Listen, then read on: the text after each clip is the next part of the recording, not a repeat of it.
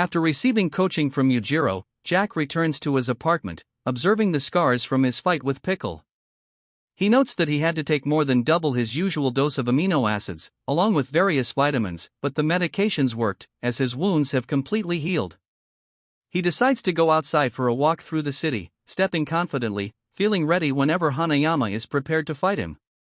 As he walks, Jack's imposing stature draws the attention of everyone around him. Lost in his own world, he mutters that he could even go tonight. Suddenly, a sharply dressed man in professional attire approaches. He asks if Jack is feeling better and introduces himself as Kazaki Kuichira, the subordinate of the Hanayama group's second-in-command. Jack recognizes Kazaki as the liver guy, but Kazaki humbly replies that he merely delivered that meal. Jack tells him the food was delicious, and Kazaki smiles, saying he's glad to hear it. Kazaki then asks if Jack has fully recovered from his injuries. Jack cuts to the chase, stating that he's ready to go, as he already knows what this meeting is about. Pleased, Kazaki invites Jack into his car and is surprised when Jack enters immediately. He compliments Jack's strong willpower, noting that such decisiveness is rare. Jack asks Kazaki to confirm whether Hanayama said he'd fight him once he recovered. Kazaki nods, revealing that Hanayama has been counting the days. This amuses Jack, realizing that Hanayama must be eager to fight him. Kazaki adds that if Jack is ready, then there's no reason to wait, and also points out that Hanayama isn't good with matches. Upon hearing this, Jack assumes that Hanayama wants a brawl. Eventually the car comes to a stop after reaching its destination, where Jack and Hanayama plan to have their fight, as they both stand facing each other. Hanayama apologizes for the sudden invite, but Jack tells him not to worry, as he is grateful, since he has been bored out of his mind. Hanayama states that once they start, they've got until 5 minutes for the police to arrive, or it could be 10 minutes. Jack says that's plenty of time, because when he fatally wounds Hanayama, they'll have 5 minutes to save him, which is quite convenient. Jack suddenly lunges towards Hanayama, preparing to strike, but he immediately receives a powerful blow to the face which sends him flying, as he crashes into the ground. However, Jack quickly picks himself up, taking the hit with ease. Hanayama looks at his hand, noticing a wound on his fist that he used to punch Jack. Seeing the bleeding, Kazaki admits that this is the first time he has seen his boss bleed. Jack calls out to Hanayama, teasing him that he has something on his hand. He then points to his teeth, making it clear that he had bit him, and states he is totally fine after receiving that blow. Hanayama doesn't respond and simply takes his stance. Jack looks at Hanayama's stance, noting that he has heard that Hanayama forgoes defense and goes all in on offense. Jack chuckles a little, stating that Hanayama's style can't even be called martial arts, since it's not quite there, and deduces that it is just a comparison of strength, to find out which of them wields the greater brute force. However, Jack states that it's not just some contest, but it is what makes a fight. Hanayama starts winding up his infamous punch, while Jack monologues, stating that with the zeal and simplicity that Hanayama has, he can see that he is going to be a problem, as he receives the brunt of Hanayama's punch, knocking him back again as he tumbles onto the ground. This time the blow doesn't significant damage, as Jack lies on the floor for a moment, making the crowd wonder if he's dead, but Hanayama patiently waits for Jack to get up. Now sitting on the ground, Jack opens his mouth, revealing the damage done to his teeth. Taking a closer look, we can see that his teeth are not positioned perfectly in his mouth, caused by the blow Hanayama had landed. Surprisingly, or unsurprisingly, Jack just simply uses his thumb to put them back in place, perfectly aligned like nothing ever happened. This impresses Kazaki, who compliments Jack's resolve. We flash back to a couple of days earlier, where we see Kazaki sitting down with Hanayama, discussing the ancient times when the human jaw was acquired by the vertebrates, which he states was about 430 million years ago. Hanayama asks Kazaki what he's talking about, so Kazaki points to Jack Hanma, noting that he's a special case. Kazaki continues, telling Hanayama that he has to consider Jack as a completely different kind of creature. He then pivots back to his story, stating that until 430 million years ago, the creatures that fish would feed on were microorganisms found in the mud. In that feeble existence, a revolutionary transformation occurred, which is the jaw. Kazaki explains to Hanayama that the formation of the jaw is important, because it gave the fish the ability to bite down on larger prey into smaller pieces, which resulted in them growing to tremendous sizes. Later on they would evolve to develop limbs, but the jaw has remained unchanged even till now. Kazaki lastly states that the jaw has the most complete part of the human race. Hanayama looks at Kazaki for a moment and comments that he must have paid attention in school. This comment catches Kazaki by surprise, making him admit that the subject is a bit complicated. However, he mentions that with Jack Hanma and his unique beliefs, which entails that the punches and kicks are not mankind's ultimate weapons, it is actually biting. Kazaki admits that he's curious about Jack's purity, but the more he thinks about it the more frightening it appears. Returning to the fight, Hanayama looks at Jack's titanium teeth, as Jack playfully says that it's time to take a bite. Hanayama takes his stance again, preparing for what Jack has planned. In his thoughts, Jack recalls that from ancient sumo to the original Olympic Games, no combat sport exists without defensive techniques. Despite this, Hanayama has once again chosen a stance that defies this principle. Jack observes Hanayama's posture and realizes that he has left himself wide open by choice, with no intention of defending himself. Jack now understands that Hanayama seeks more than a test of strength. He wants to determine who possesses the superior body and resilience, to find out who is the greater man. Without hesitation, Jack lands a swift jab to Hanayama's face and grabs his wrist, disapproving of his method. He follows up with a sharp uppercut, reinforcing his disdain for Hanayama's approach, before slamming a punch into his chest. Jack then grabs Hanayama's arm and prepares to throw him, describing his naive mindset to something sweet, yet simple, like maple syrup. With a powerful motion, Jack hurls Hanayama over his shoulder and declares that his opponent's ideals are impractical. Hanayama crashes headfirst into the pavement, momentarily downed. Just as Jack begins to frame the fight as a comparison of strength between men, Hanayama suddenly sits up. Jack crouches and wraps his arms around Hanayama's waist, calmly stating his intent to now use techniques. As he prepares to strike, he leans in close and mutters into Hanayama's ear, telling him that he should apologize to the martial arts, and also apologize for looking down on techniques. He then suplexes Hanayama with such force that the impact destabilizes his own balance. Quickly regaining his composure, Jack traps Hanayama in a hold by locking his arms around his torso. As he restrains his opponent, Jack opens his mouth, revealing his titanium teeth, and states that this is the newest technique. He sinks his teeth into Hanayama's bicep, biting down hard. The two lie motionless for a moment as Jack continues to gnaw on the muscle, shocking the onlookers. The scene shifts to Kazaki, speaking to someone about Jack Hanma.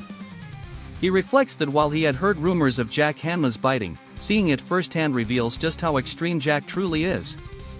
The person sitting with Kazaki asks if it disturbed him, but Kazaki admits that he was actually impressed. The person asks if he's talking about Hanayama, but Kazaki clarifies that he's referring to Jack.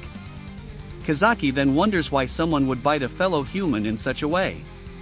He then muses on human nature, stating that humans are animals obsessed with appearances, in which they always want to look good. Kazaki presents a hypothetical, and asks if survival meant flinging feces at an enemy. Most people wouldn't do it, because it would make them look bad. So the fact that Jack's willingness to brandish the weapon of the weak without hesitation, or shame, impresses Kazaki.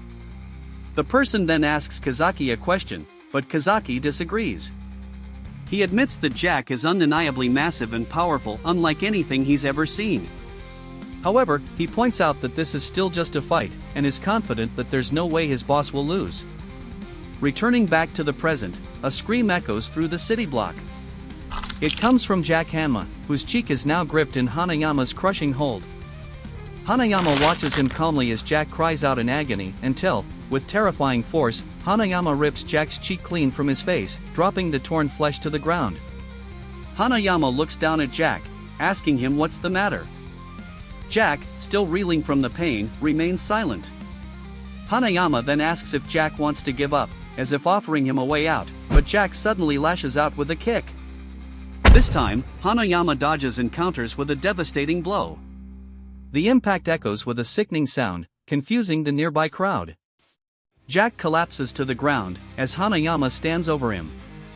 He asks again if he's finally ready to concede. He leans in closer, questioning Jack if he has the strength to continue. The fight pauses momentarily as Chief Police Sonoda arrives on the scene, accompanied by his officers. One of them suggests it may be time to break up the brawl. Sonoda, however, dismisses him, stating that the fight is far from over. The scene shifts to a man remembered as the father of modern karate, Tatsuoyama. Known for feats of raw strength, he would balance a 10-yen coin between his fingers and twist it effortlessly with his thumb. The demonstration made clear, if such force could bend metal, it could just as easily tear apart the human body. Back at the fight, Jack lies on the ground as Hanayama towers over him. Without warning, Jack coils his legs around Hanayama's, locking them in place, and sinks his teeth into Hanayama's leg. The vicious bite tears at flesh, yet Hanayama does not flinch. Calmly, he lowers his hand, clamps down on Jack's leg, and squeezes with monstrous strength. The crushing grip shocks Jack with a surge of pain, forcing him to release his bite in a scream. With effortless brutality, Hanayama tears a chunk of flesh from Jack's leg and tosses it aside, as casually as discarding litter. From the sidelines, Kazaki realizes what he is witnessing. The same grip strength that could twist coins has now been applied to human flesh. If a man possessed the strength to twist even a 500-yen coin, then using that same power to rip muscle from bone would inflict unbearable suffering. Jack howls, his body convulsing as he struggles against the torment. Hanayama stands firm, expression unshaken, silently declaring the fight's conclusion. But against all expectation, Jack rises once more, his face twisted with fury. Jack declares that he saw something as clear as day. His words confuse Hanayama and the onlookers, wondering what could Jack possibly have seen. The narrator states that the only way for someone to completely read their opponent is for them to be within distance. But Jack had been pinched, plucked, gripped, ripped, and torn apart. So what exactly did he see? However, no one was going to ask. Jack settles into his stance as Hanayama watches. In the next instant, Jack strikes first a jab to the face, then a powerful kick that sends Hanayama flying backward. He drops to the ground, feeling a bit dazed by the strike, but it didn't seem to affect him that much as he blows out air from his mouth. He then sits up, trying to recover his stance, but Jack doesn't allow him to get back on his feet. Jack sends a kick straight to his face, but Hanayama reacts quickly, stopping the kick with his fist. The impact of the blow echoes throughout the street, making the audience wonder if any bones were broken, but only a cut forms on Hanayama's fist. Jack comments that the sound of the impact was bizarre, but points out that his leg and Hanayama's fist are completely fine.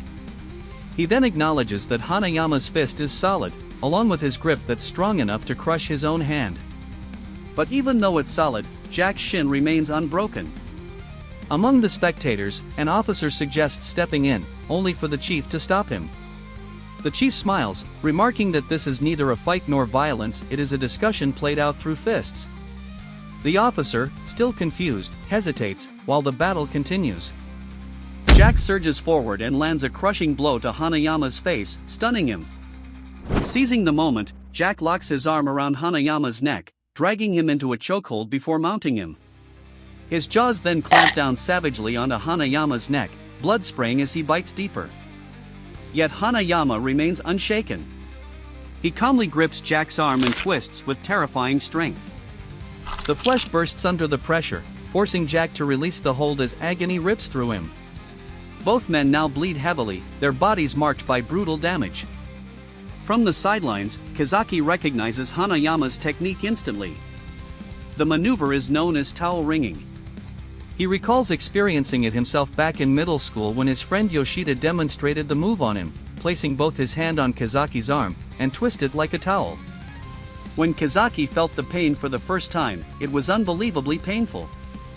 The name of that technique was called towel ringing, that had a trick to it. When performing the move, one should make sure that there is no gap when your hands are wrapped around the victim's arm. Yoshida, Kazaki's friend, was the one who used it on him. Kazaki notes that Yoshida wasn't very strong, and wasn't good in school either, but when it came to fighting technique he was very gifted. Kazaki then recounts the time when Hanayama had taken a tire and used his bare hands to tear it apart, possessing a grip capable of shredding a tire. When you now use that amount of power to the towel ringing technique, it's no longer a childish prank. Everyone looks on in shock after witnessing what Hanayama did to Jack's arm. Hanayama then strikes Jack with a kick to the jaw, which surprises everyone. Jack's head reels back from the impact, as Hanayama moves in for a follow-up. He hits Jack with another brutal kick to his gut, shocking the police chief at how powerful it is, despite it not being thrown with the skill of a martial artist. The trauma inflicted onto Jack's stomach causes him to vomit, but Hanayama keeps up his attack, landing a powerful punch to Jack's face, causing the vomit to spill out of Jack's mouth and splash all over the audience. Hanayama then ends his combo by slamming Jack's head into the ground. Suddenly the police officer, standing next to the chief, decides that enough is enough, and moves in with his unit to stop the fight. Well, it seems like Jack lost this fight against Hanayama. Honestly, I thought that Jack would dominate like he did in his fight with Pickle, but Hanayama gave him quite the beating, proving once again that he shouldn't be taken lightly. Let me know your guys' thoughts about this fight in the comments, and if you would like to see more Baki content, let me know and I'll surely make more. Until then, have a nice day.